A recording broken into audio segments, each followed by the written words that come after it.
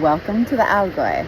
Definitely one of my favorite places in the Alps because it has this vibe of not being pretentious and crowded. And I walked out the apartment today and there was a shepherd literally driving the cows home around 5 p.m. through the city streets. That's whatever barn they were going to. It just has this vibe that's hard to get somewhere else, especially touristic places. I mean, it's definitely touristic, but I don't know. There's just something special about the Allgäu. So what's going on today?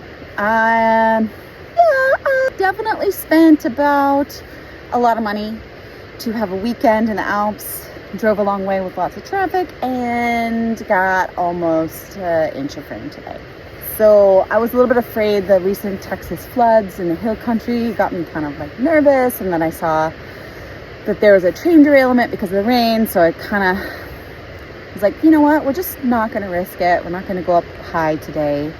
And then I got a phone call at noon that my dog got out. He snuck through a window, and it's always rough if he sneaks out the house. So I was worried.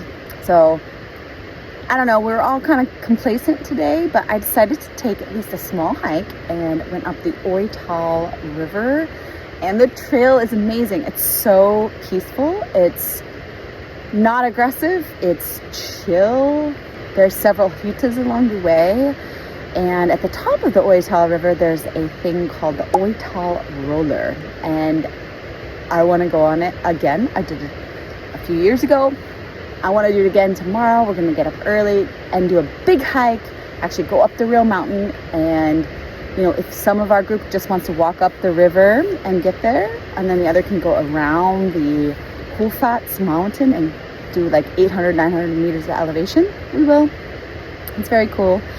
But we're here in late July. It's cold. I got a new raincoat. Love it. So it's not a wasted trip. It's just changing gears, being flexible, and understanding that flooding is a real thing.